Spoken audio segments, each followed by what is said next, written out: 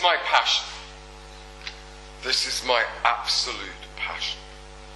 Our relationship with the natural world, with the environment. This question, this quest is set to define human being over the next 200 years in ways which now we probably cannot even imagine. We are all here today as members of different faiths. And I would say that this group also has a prophetic voice to speak into the future about what our relationship will be and become. But before we can do that, I think each of us, each faith tradition needs to be completely clear and completely honest about how it has ended up where it has ended up in relation to the natural world. So I have some hard things to say, but I will say them nonetheless.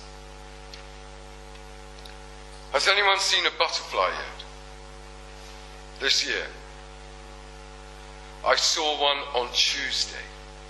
Fantastic. On February the 16th, pure existence, pure presence, out on the hunt for nectar, a familiar pastime that we have as human beings all engaged in. And I thought, there it was, free. Free. So much freer than I in so many ways. Do butterflies worry about repaying a mortgage? Do they worry at all? Do butterflies ever worry? Do butterflies have to drive to the supermarket? Do butterflies have to contend with the glories of teenage children? Do butterflies have to write sermons, wash up, buy new socks? Butterflies never fall out with bishops or have to take a bus when there are engineering works on the line. Butterflies don't have to fill in tax returns or endure seasickness. But I know, as Darwin knew and discovered, that butterflies have other trials and tribulations, but they are no greater or no lesser than our own. They are just different. And strange, I thought, that we are not a natural predator of the butterfly.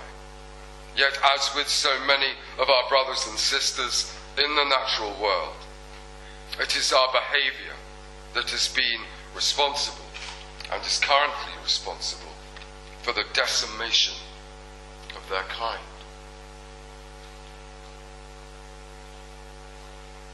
And I think now more than ever we understand why what is happening is happening. And we have more knowledge of that than we have ever had. And since the 1970s, the rise in awareness, in environmental consciousness has been wonderful, wonderful to behold. But it has also been, I'm afraid, so very, very flawed. And this is where we come in. Once I had been accepted for training to become a Church of England priest, I left the advertising industry that I was working in and joined an NGO called Media Natura. And the job of Media Natura was to give communications advice to all the other NGOs. And in that time I was privileged to get to know many people working at Greenpeace and Friends of the Earth and others. And it was a pivotal time, the late 70s, the early 80s, for the environmental movement.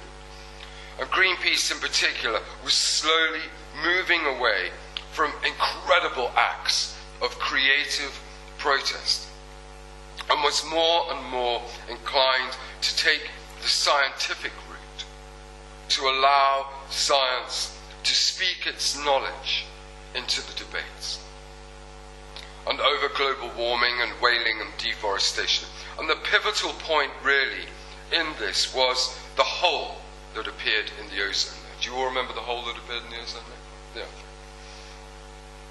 And here was proof that, as Chris Rose, the director of Greenpeace at the time, said, that it was human behaviour that had broken the plumbing. And here was proof of our actions. And to achieve a change in the manufacturing processes of CFCs, Greenpeace and others needed to prove that it was human industrial processes that had caused this. And it was that proof that meant new legislation could be put into place to reduce CFCs. Can you imagine what we were spraying into our homes and under our armpits at the time?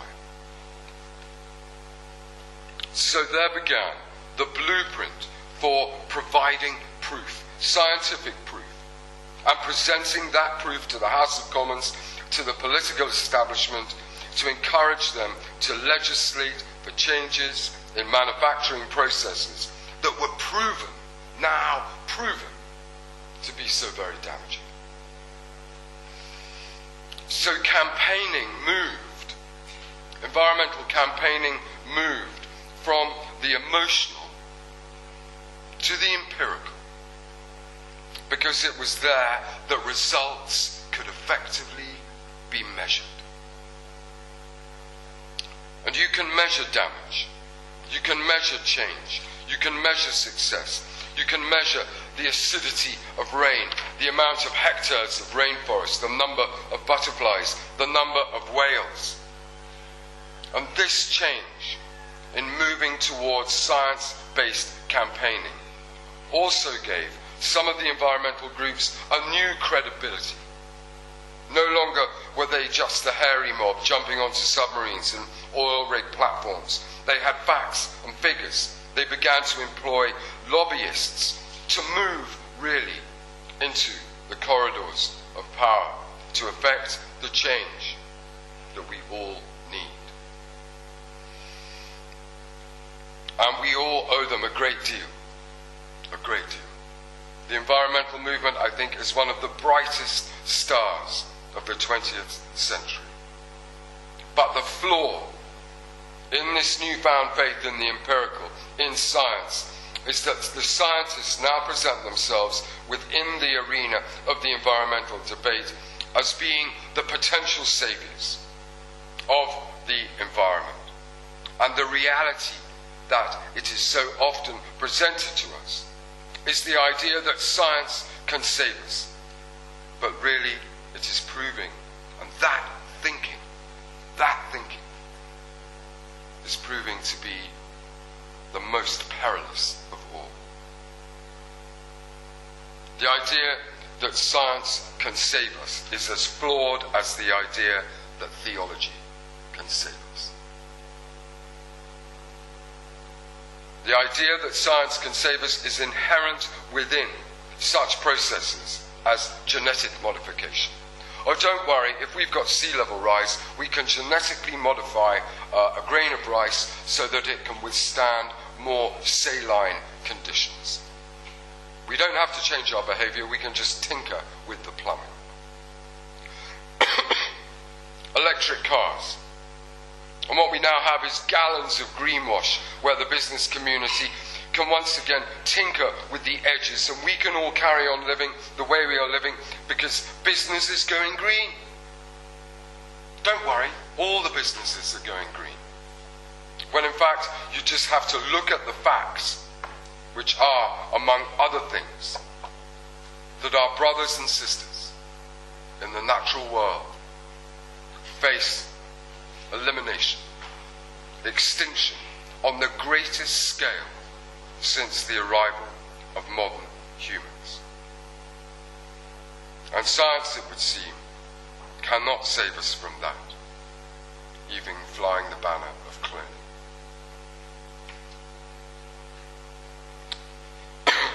There is also another dreadful truth, and it is that Christianity, monotheism in particular, has up until now been responsible for the character of the propulsion of progress, if you can call it that. That has led us to where we are now. Firstly, there is precious little within my tradition, within the New Testament, that relates to our treatment of the natural world. Secondly, Christianity, as it has been practiced, is ruthlessly anthropocentric. And by that I mean human-centered. It deals with my relationship with God, my propensity for sin, my salvation, which is almost completely separated from the salvation of the natural world. Let's be straight about this. It's no good Stan Bishop standing up and saying, oh, don't worry, yes, we love animals too. But let's look at the roots of how we have got to where we have got to. Christ died to save my soul from sin. Dominion has become domination. And there is barely an audible whisper against it.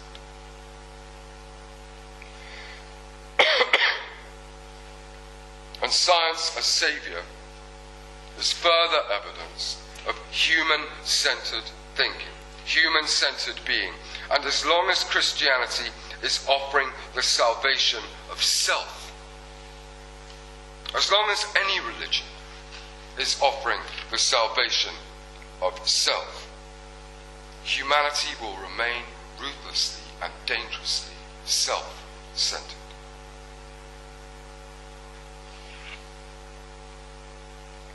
Look, where we are, here in Croydon, was any consideration given to the natural world when this metropolis was being built? Was it? Is any consideration being given now? Where, I ask in this place, is the space for herons? The food for red admiral butterflies? The habitat, homes. When we say habitat, we're talking about homes. Where are the homes for stoats, and for badgers, and for swallows? We humans move in, and everything else moves out or is eradicated. Let's be clear about that. And this has been the way our chapels and our churches are part of that existing. We're part of that. The geographical location of where we are today says that. And we've been part of that process. Christianity, many of the world religions exist within that format.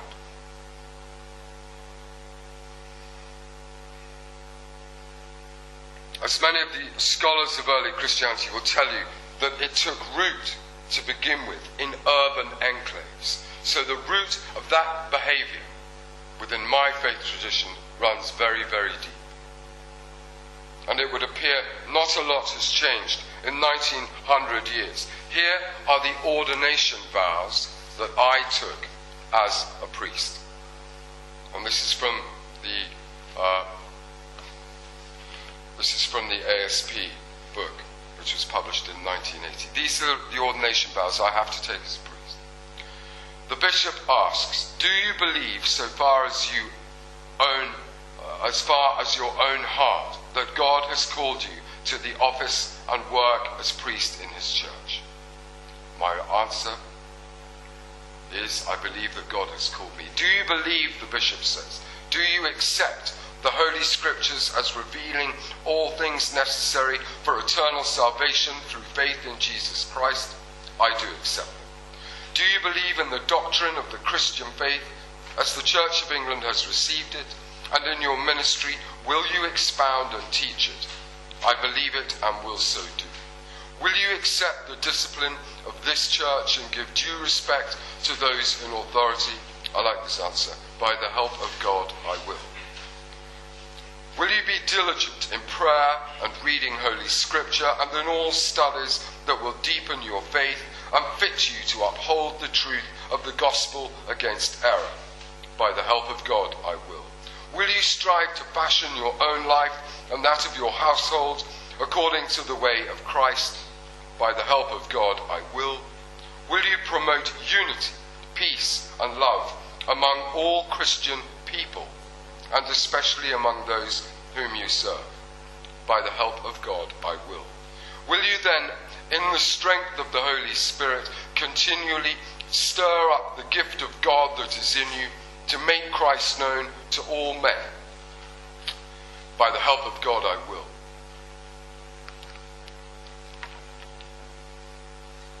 Could you hear a robin within that?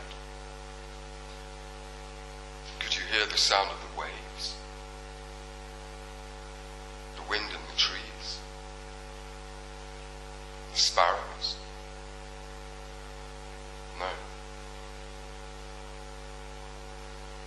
Nothing. Nothing at all.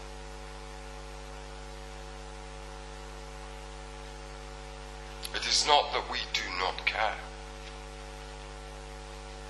It is more that we simply don't know where to put it.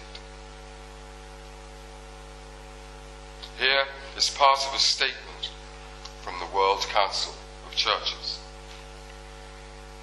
And this was written in 1988, 8 years after this book came out. The drive to have mastery over creation has resulted in the senseless exploitation of natural resources, the alienation of the land from people, and the destruction of indigenous cultures. Creation came into being by the will and the love of the triune God, and as much as it possesses an inner cohesion and goodness, through human eyes we may not always discern it. Every creature and the whole creation in chorus bear witness to the glorious unity and harmony with which creation is endowed. And when our human eyes are opened and our tongues unloosened, we too learn to praise and participate in the life, love, power and freedom that is God's continuing gift and grace. And then the World Council of Churches came together again in 1990, and this was part of their deliberations. The integrity of creation has a social aspect which we recognize as peace with justice, and an ecological aspect which we recognize in the self-renewing, sustainable character of natural ecosystems. We will resist the claim that anything in creation is merely a resource for human exploitation. We will resist species extinction for human benefit, consumerism, and harmful mass production, pollution of land, air, and water, all human activities which are now leading to the probable rapid climate change and the policies and plans which contribute to the disintegration of creation. Beautiful, beautiful words, but that is all they are. They are just words. 1990. Have you seen anything relating to that? Have you seen the behavior of my particular faith challenging so-called progress? Meaningfully.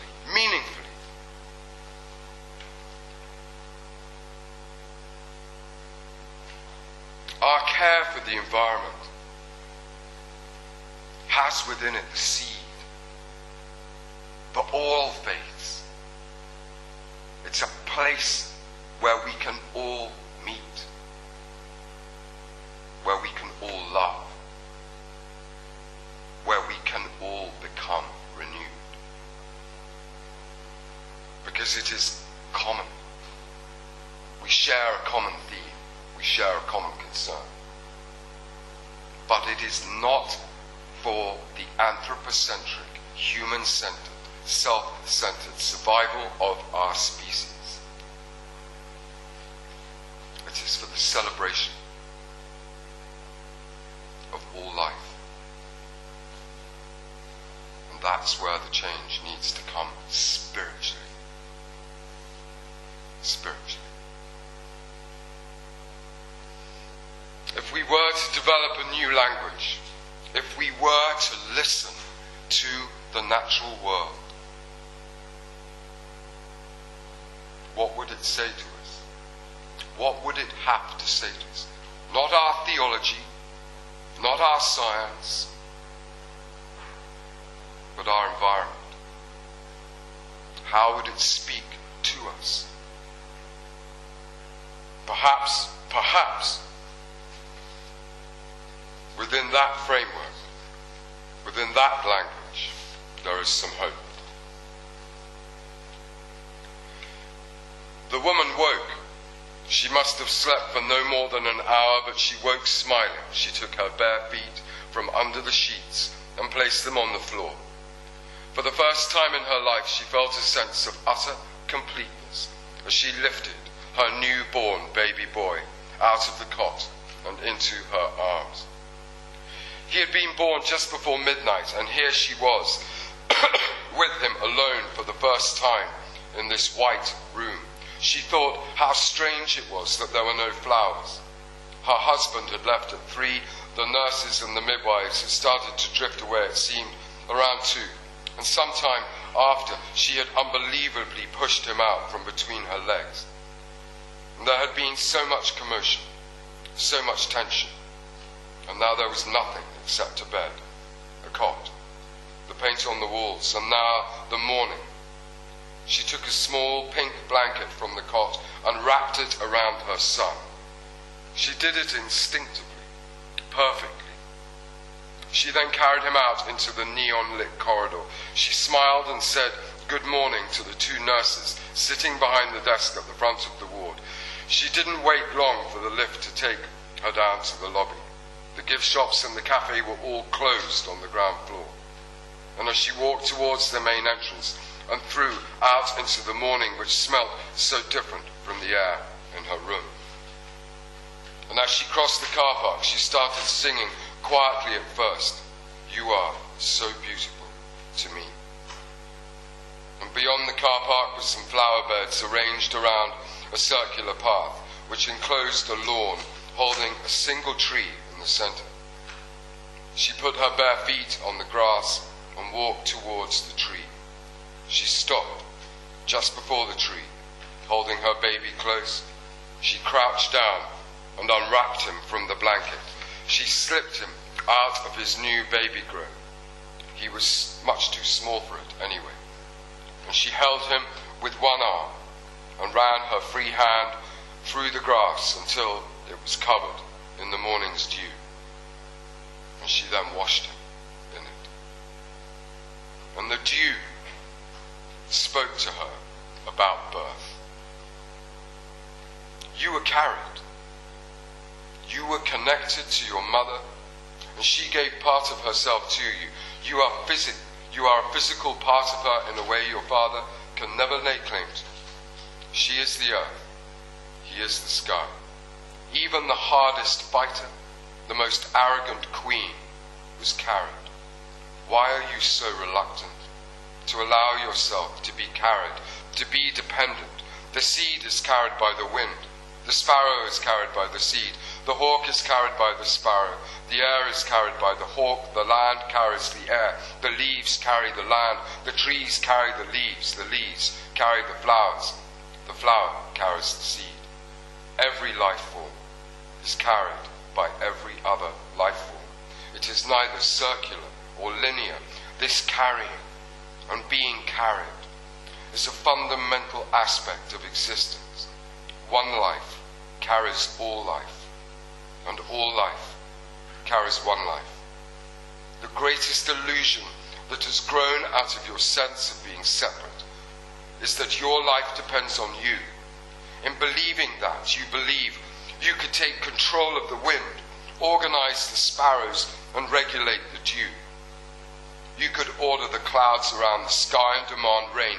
You see this control of nature as a demonstration of your strength, your power. But what it really reveals is how weak you are. And the more you seek to control nature, the weaker you will become. As long as you deny that you are being carried always, you will be incapable of sharing, simply because you deny the truth that all existence is shared, that your existence is not independent of everything else, but dependent upon the existence of everything else. In that sense, you have no more strength than a rose. You are no more audacious than the flies, and yet you have it within you to become as still as a lake, as humble as the moon, and as knowing as the desert. Your life carrying all life, and all life carrying you. You were born restless. Your birth is just one beginning. In the span of your life, you will experience many beginnings. The birth of the boy, the birth of the woman, the birth of the lover, the birth of the warrior, the birth of a painting, the birth of a shivering abstract of leaves. And the Christ speaks of a second birth. This is the birth of consciousness within you. You began long before you were conceived, not that you could be imagined then. You have many mothers and many fathers. You did not so much grow inside your mother than evolve, beginning at the beginning of the restless story of life, up until the evolution of you. You are born on the furthest shores of life that life has reached on this beautiful planet. Look at your cities, restless colonies rising on the banks of ceaseless rivers, flowing towards ever-moving seas. This restlessness is the signature of life. To look at nature and declare this is no more than a fight for survival, a battleground, means you place yourself, you see yourself within a continual war, a war essentially with nature. That is how it has been. But, my child, the lion is not at war with the egret. The salmon does not fight the lizard. The albatross does not seek to control the horse, nor does the hawk take any more than she needs. Neither does the cliff hate the sea for its demise. It is not dying, it is becoming sand. And to say the rose started here and ended there is of no consequence, unless you were moved by her silence. Life is not set against itself. It is continually moving and restless for self-expression. Life is restless above all to express itself, to be life, to become life in all its forms, a continual unfolding of transformation. And as long as you see the restlessness of nature as a battleground, you will always miss the dance. You were born naked. From almost the moment you were born, you're wrapped up. Your nakedness is hidden from you, your animal nature ushered into clothes. You are told you have a human nature, and this is different from the nature of the horse, the nature of the song thrush, the nature of the butterfly. And yes, whilst each strand of life has its own characteristics, it shares one nature, one energy.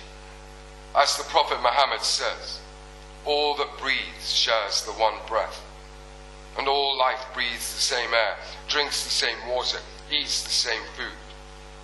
You were conceived in the same manner as a cat was conceived, a sheep was conceived. You produce eggs. Crocodiles produce eggs, so does the butterfly. Your birth was no different in its process to the birth of a foal, the birth of a mouse. Like birds, you have territories. You just call them gardens or apartments. You build cities. Have you not seen the cities built by the termites, the slums of gannets on St. Kilda? 1 minute you are angry, the next you are calm, so is the wolf. You write poetry. Have you not read the sea? You make music. Have you not heard the woods singing? It is your nakedness that knows the beckoning of the distance. You are not looking at the view. You are feeling it, reading it. You are only ever inches away from your wild state. The manner in which you move, having left the path and ventured into the fragmented shadows of trees, stopping, starting, listening, flowing easily into the absolute presence of your senses. You are never far from the wild, from your skin and hair, your blood and piss, your palms turning to sweat as dogs show their teeth, how the hairs on the back of your neck will stiffen at the sound of hooves. Have you not noticed how light your feet will become around sleeping bulls, and how you will only feel the first 100 drops of rain on your skin and no more? And who was it that suggested you should trade your scent for your soul? Would you trade the wax of a candle for its flame? Your nakedness is a miracle. Your soul is a miracle. One miracle is not greater than another. And there is nothing shameful about your body when you undress. It isn't shame you feel, it's vulnerability. Your vulnerability is one of the greatest gifts you have been given.